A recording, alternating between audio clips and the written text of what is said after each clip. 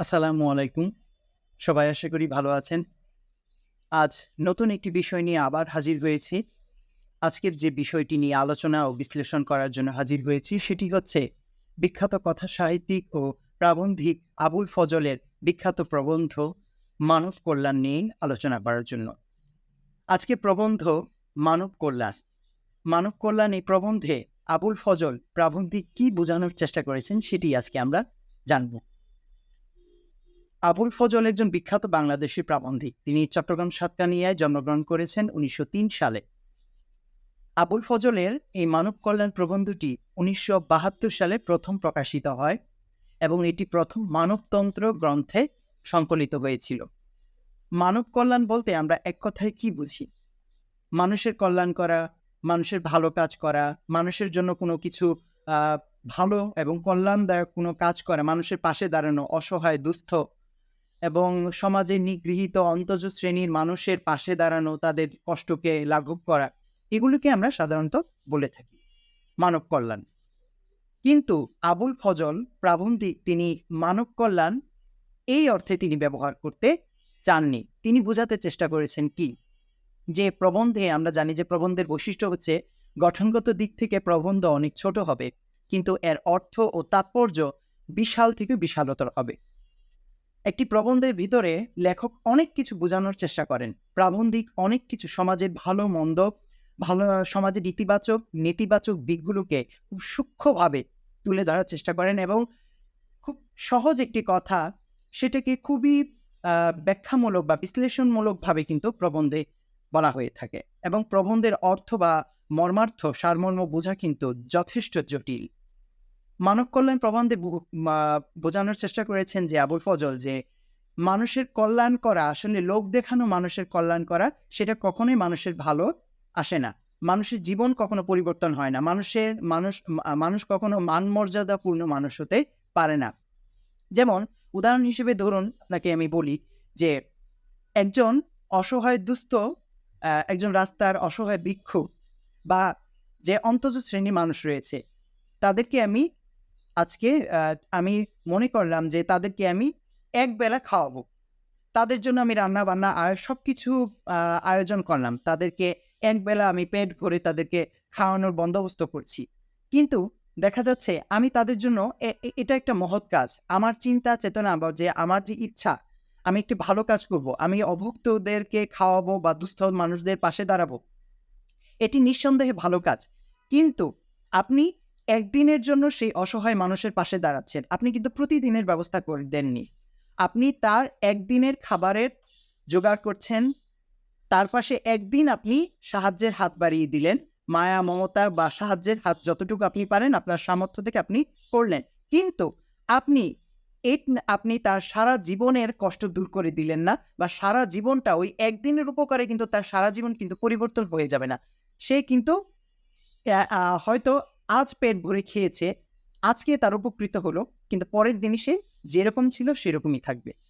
এটাকে মানব কল্যাণ পুরোপুরি বলে না। কিন্তু আমাদের দৃষ্টিতে এটা একটি ভালো কাজ। অবশ্যই এটি একটি ভালো কাজ, মহৎ কাজ। কিন্তু আপনি লেখক বোঝাতে চাচ্ছেন এখানে গভীর অর্থটি যে আমরা যে দান খয়রাত করি, আমরা যে ভালো কাজ করি, আমরা যে সৎ আদর্শের কথা বলি, আমরা যে আদর্শ কাজগুলো করি, এই যে চিন্তা ভাবনা করি, এই কাজগুলো হচ্ছে সাময়িক। এমন মানব কল্যাণ করা উচিত, এমন কল্যাণ করা উচিত, এমন শুভ শক্তির প্রতীক হওয়া উচিত, যে কাজ করলে, যে কল্যাণ করলে মানুষের সামগ্রিক দুঃখ কষ্ট দূর হয়ে যায়। মোট কথা মানব কল্যাণ প্রবন্ধে আবুল ফজল প্রাবন্ধিক তিনি বোঝানোর চেষ্টা করেছেন যে মানুষের সার্বিক কল্যাণ করা, মানুষের সার্বিক মঙ্গল করা, যাতে তার সারা জীবনের দুঃখ, কষ্ট, অভাব, অনটন, বেদনা, জরাজীর্ণতা সবকিছু যেন ঘুচে যায়, সবকিছু দূর হয়ে যায়। তাহলে সেটাই হচ্ছে সত্যিকারের অর্থে মানব কল্যাণ।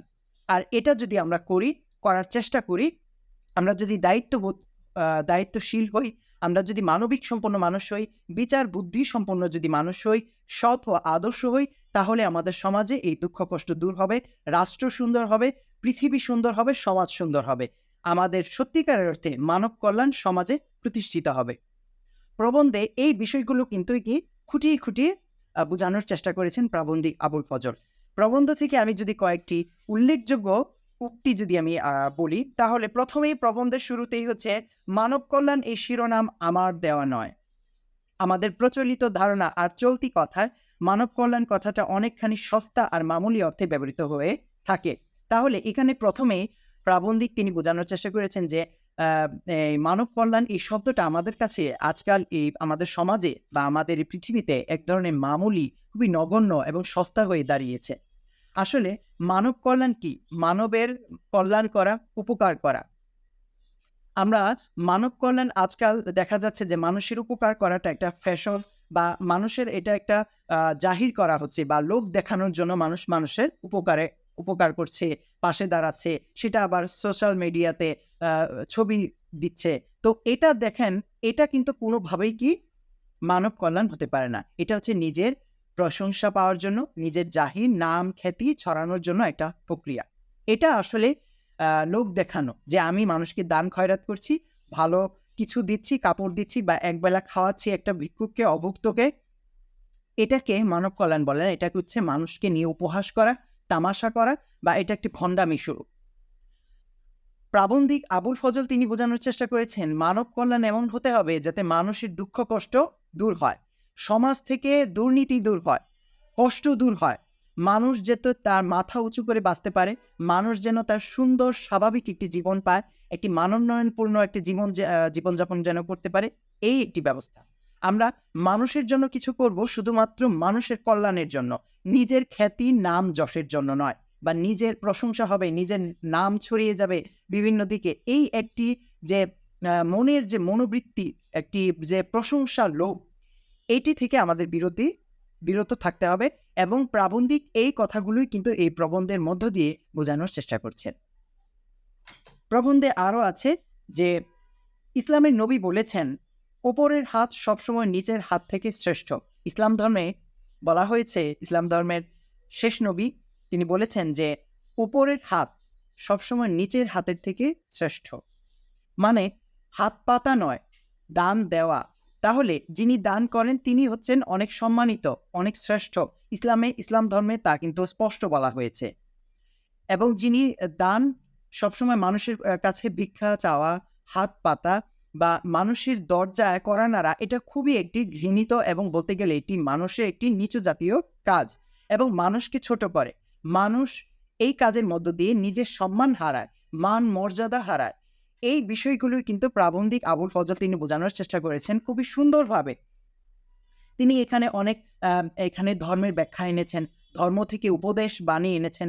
আসলে পৃথিবীতে যত ধর্মই রয়েছে, সব ধর্মই কিন্তু মানুষের কল্যাণ, মানুষের উন্নতি, মানুষের ভালোর কথা বলে, সবসময় কল্যাণের বাণী দেয়, সবসময় মানুষের ভালো কাজ করার প্রতি কিন্তু আহ্বান করে। মানুষ যাতে খারাপ কাজ থেকে বিরত থাকে, ভালো কাজ করে, এটির কথাই কিন্তু পৃথিবীর সব ধর্মই কিন্তু বলে।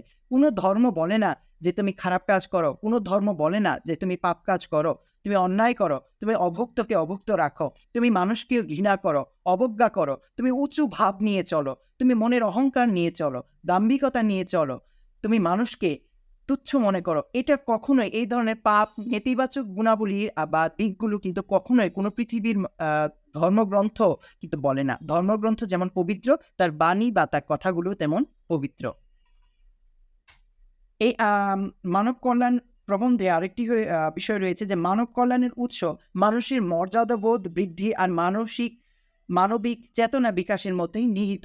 তাহলে মানব কল্যাণের উৎসটা হচ্ছে মানুষের মর্যাদা বৃদ্ধি করা। মানব কল্যাণ এমনভাবে করতে হবে, বা মানুষের সত্যিকারের অর্থে এমন কল্যাণ করা উচিত যেই কল্যাণের দ্বারা মানুষ উপকৃত হচ্ছে, তার দুঃখ কষ্ট দূর হবে জীবন থেকে। দ্বিতীয়ত, ওই মানুষটি মান মর্যাদাপূর্ণ একটি জীবনযাপনে বসবাস করতে পারবে, তার সম্মান প্রতি এবং তার সম্মান, তার সুস্থ জীবন, একটি সুন্দর পরিপাটি মানোন্নয়ন জীবন যাতে তিনি জীবনযাপন করতে পারে, এমন কল্যাণ করা উচিত। সমাজের অনেক দুস্থ অবহেলিত মানুষ রয়েছে যারা ঠিক মতনে দুবেলা খেতে পারে না, তাদের পাশে সত্যিকারের অর্থে দাঁড়ানো উচিত। লোক দেখানো, নিজের একদিন আমি মানুষকে একটু খাওয়ালাম বা উপকার করলাম, দান খয়রাত করলাম, সেটা একদিনের জন্য মানুষের উপকার করলাম, কিন্তু আমি ওই মানুষটাকে প্রতিদিন উপকার করছি না। একদিনের জন্য আমি তার ব্যবস্থা করলাম, তার রুজি রুটি বা তার খাবারের বা তার তার সাথে কিন্তু আমি পাশে দাঁড়িয়েছি একদিনের জন্য। আমি কিন্তু তাকে প্রতিদিন সাহায্য করছি না, তাহলে তার জীবন কিভাবে পরিবর্তন হবে? সে একদিন উপকৃত হলো আমার দ্বারা, কিন্তু আমি কি তার সারা জীবনের দুঃখ কষ্ট দূর করে দিলাম? এই কথাটি যে এমন কল্যাণ করা উচিত, এমন মানব কল্যাণ করা উচিত যে মানব কল্যাণ সারা জীবনের তার দুঃখ কষ্ট দূর হয়ে যায়। এটি প্রাবন্ধিক আবুল ফজল বারবার বোঝানোর চেষ্টা করেছেন তার এই প্রবন্ধের মধ্য দিয়ে। এবং মানবিক চেতনা বিকাশই হচ্ছে এই মানবিক চেতনা বিকাশ করার মধ্য দিয়ে কিন্তু মানব কল্যাণ নিহিত হয়ে থাকে। মানে কি? মানুষের চিন্তা চেতনা, গোঁড়ামি বন্ধ করতে হবে। আমাদের গোঁড়ামি, কুসংস্কার, অন্ধকার, এই ধরনের যত রকম নেতিবাচক গুণাবলী আছে, অন্ধকার দিক রয়েছে, এই দিকগুলো থেকে এবং গোঁড়ামি এবং ছোট মন মানসিকতা, এইগুলোর দিক থেকে প্রাবন্ধিক কিন্তু বের হয়ে আসতে মানুষকে আহ্বান করেছেন। এগুলো থেকে বের হতে পারলেই আমরা সত্যিকার অর্থে পরিষ্কার পরিচ্ছন্ন শুদ্ধ চিত্তের মানুষ হব এবং আমাদের দ্বারা কল্যাণ সম্ভব এবং আমরা এগিয়ে যাব, আমাদের সমাজ এগিয়ে যাবে। আমরা যেরকম আলোকিত হব, সমাজ আলোকিত হবে। সেরকম সমাজ থেকে দুর্নীতি, দুস্থ, অবহেলিত এবং মানুষের দুঃখ কষ্ট দূর হবে। সব মানুষ মান মর্যাদাপূর্ণ মানুষ হয়ে বেঁচে থাকবে এই পৃথিবীতে এবং পৃথিবীটা হবে সুন্দর, এটা আদর্শ পৃথিবী হবে এবং স্বর্গতুল্য পৃথিবী হবে। আজকের এইটুকু বিষয় ছিল। সংক্ষিপ্তভাবে নির্যাসটুকু বলার চেষ্টা করলাম। আবুল ফজলের বিখ্যাত প্রবন্ধ মানব কল্যাণ নিয়ে আজকের আলোচনা ছিল। সকলে ভালো থাকবেন। ধন্যবাদ সকলকে।